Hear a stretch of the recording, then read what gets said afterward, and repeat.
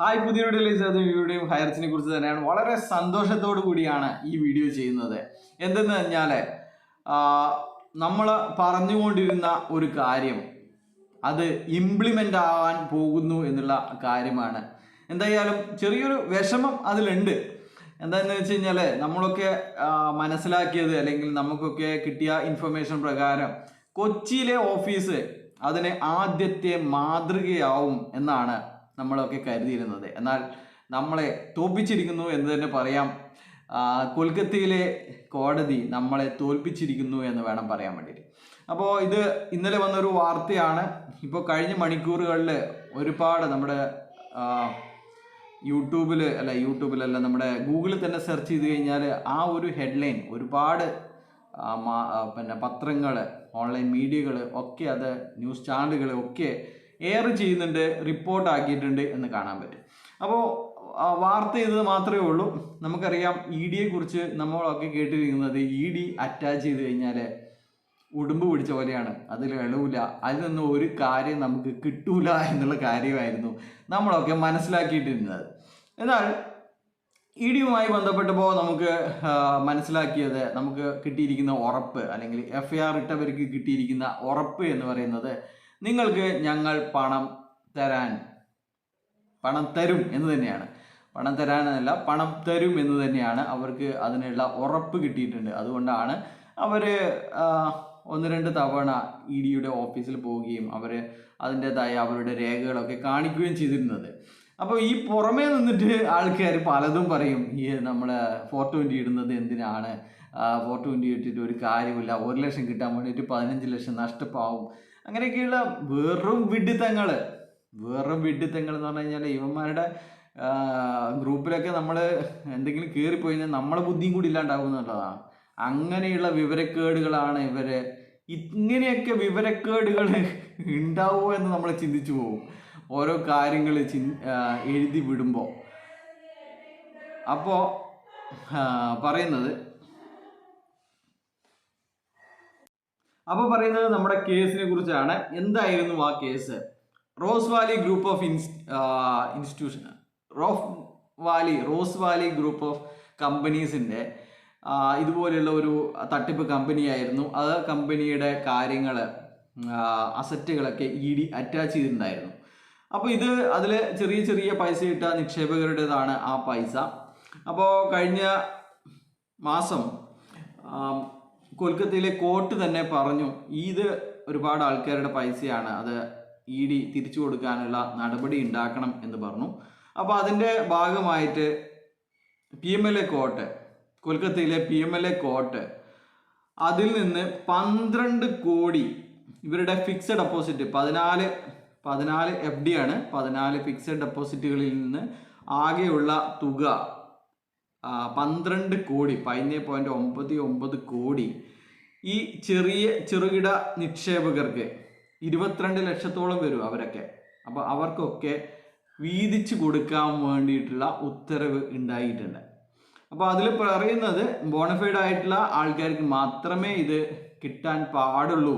ഈ പൈസ തിരിച്ചു കൊടുക്കാൻ വേണ്ടിയിട്ട് ഉത്തരവിട്ടിരിക്കുന്നത് നിയമപ്രകാരമായിട്ട് ഇതിന് അർഹതയുള്ളവർക്ക് മാത്രമേ കിട്ടാൻ പാടുള്ളൂ, കൊടുക്കാൻ അങ്ങനെയുള്ള കരങ്ങളിൽ മാത്രമാണ് ഇത് കിട്ടാൻ പാടുള്ളൂ എന്നാണ് കോടതിയുടെ ഉത്തരവിൽ പറയുന്നത്. അപ്പോൾ ഇത് കോർട്ട് എങ്ങനെയാണ് ഈ ഒരു ഉത്തരവ് ഇട്ടിരിക്കുന്നതെന്ന് പറഞ്ഞു കഴിഞ്ഞാൽ, PMLA ആക്ടിൻ്റെ സെക്ഷൻ 8 പ്രകാരമാണ് ഈ ഒരു കാര്യം നടന്നിരിക്കുന്നത്. അപ്പോൾ സെക്ഷൻ 8 പറയുന്നത്,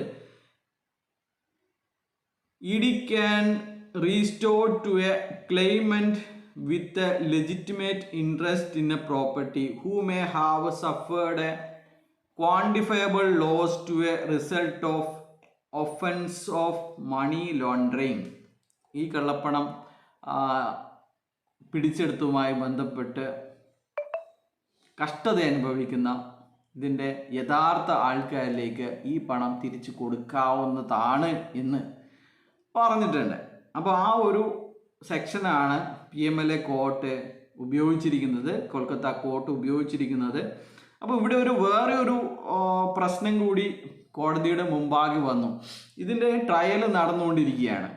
അപ്പോൾ ഇനി ഒരു വേള ഈ ഇവരെയൊക്കെ അല്ലെങ്കിൽ മണി ലോണ്ടറിങ് ഒന്നും നടന്നിട്ടില്ല, അല്ലെങ്കിൽ ഇവർ വേറെ രീതിയിലാണ് ഇവർ പൈസ സ്വരൂപിച്ചത് എന്നൊക്കെ പറഞ്ഞിട്ട് അവസാനം ഈ 1-2 വർഷങ്ങൾക്ക് ശേഷം വിധി ഉണ്ടായി കഴിഞ്ഞാൽ അതുവഴി ഈ റോസ് വാലി ഗ്രൂപ്പ് ഓഫ് കമ്പനീസിനെ ഇതിൽ നിന്ന് കുറ്റവിമുക്തരാക്കി കഴിഞ്ഞാൽ എന്തു സംഭവിക്കും എന്നുള്ള ക്വസ്റ്റ്യനും കൂടി ഈ കോടതിക്ക് മുമ്പാകെ വന്നു.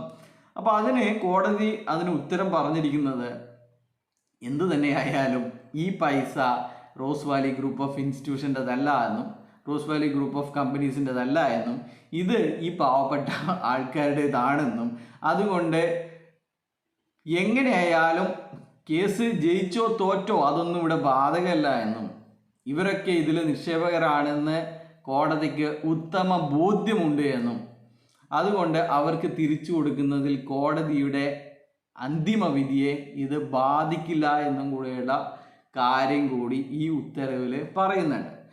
അപ്പോൾ എന്തായാലും ഒരുപക്ഷെ നാളെ മലയാള പത്രങ്ങളും ഈ വാർത്തകൾ കൊടുക്കുമായിരിക്കും. അപ്പോൾ നാളെ ചിലപ്പോൾ മനോരമ ബഹിഷ്കരിക്കുക, മാതൃഭൂമി ബഹിഷ്കരിക്കുക എന്നുള്ള കാര്യങ്ങളൊക്കെ വരും. എന്താണെന്ന് വെച്ചാൽ ഇപ്പോൾ 90% ആൾക്കാർക്ക് മനസ്സിലായിട്ടുണ്ട് ഈ ലീഡർമാർ നമ്മളെ പറ്റിക്കുകയാണ് എന്നുള്ള കാര്യങ്ങൾ. അപ്പോൾ ഒരുപാട് ആൾക്കാർ FIR ഇടാനുള്ള ഒരു ചാഞ്ചാട്ടത്തിലാണ്. അപ്പോൾ അതുകൊണ്ട് ഈ ഒരു വാർത്തയും കൂടി FIR ഇട്ടവർക്ക് പൈസ കിട്ടി തുടങ്ങിയിരിക്കുന്നു എന്നുള്ള വാർത്തയാണ് ഈ ഒരു ന്യൂസ് കൊണ്ട് നമുക്ക് അർത്ഥമാക്കുന്നത്. അപ്പോൾ വേറെ എന്ത് പറയാനാണ്? ഇനി ഇതൊന്നും വായിച്ചിട്ടും ഇതൊന്നും കേട്ടിട്ടും നിങ്ങൾക്കൊന്നും മനസ്സിലാകുന്നില്ലെങ്കിൽ ഉണ്ടല്ലോ, നിങ്ങൾക്കൊന്നും പൈസ കിട്ടാൻ പാടില്ല എന്ന് തന്നെയാണ്. അല്ലാതെ പ്രത്യേകം ശ്രദ്ധിക്കേണ്ടത്, ഇങ്ങനെ ഒരു ഉത്തരവ് കൊച്ചിയിലെ PMLA കോർട്ട് ഉണ്ടാക്കി കഴിഞ്ഞാലും നിങ്ങളൊന്നും പുരയിൽ വന്നിട്ട് മോനെ നീ മറ്റേ ഹൈറിച്ച് മണി ചെയ്യൽ പൈസ ഇട്ടതല്ലേ, എനിക്കൊരു 10 ലക്ഷം രൂപ തരാനുണ്ട്, അത് കോർട്ട് പറഞ്ഞിട്ടുണ്ടായിരുന്നു തരാമെന്ന് പറഞ്ഞിട്ട് നിന്നെ ഒന്നും വിളിച്ചുകൊണ്ട് പോവില്ല. വേണമെങ്കിൽ നീയൊക്കെ അടുത്തുള്ള പോലീസ് സ്റ്റേഷനിൽ പോയിട്ട് FIR ഉണ്ടാക്കി അതിൻ്റെ കോപ്പി ED ഓഫീസിൽ എത്തിക്കുക, ED ഓഫീസിൽ പോയിട്ട് മൊഴി നൽകുക. ഇതൊക്കെ നിൻ്റെ കള്ളപ്പണമല്ല എന്നും അധ്വാനിച്ചുണ്ടാക്കിയതോ അല്ലെങ്കിൽ ലോൺ എടുത്തതോ ഉള്ള പൈസയാണോ എന്നുള്ള തെളിവ് ഹാജരാക്കുക എന്നുള്ളതാണ്. അല്ലാതെ നിന്നെയൊന്നും സൂം മീറ്റിംഗ് നടത്തുന്നതോ അല്ലെങ്കിൽ അഡ്മിൻ ഓൺലി വാട്സപ്പ് ഗ്രൂപ്പ് നടത്തുന്നതോ ഒന്നും നിന്നെയൊന്നും വിളിച്ചുകൊണ്ട് പോയിട്ട് പൈസ തരൂല എന്ന് തന്നെയാണ് പറയാനുള്ളത്. ബൈ.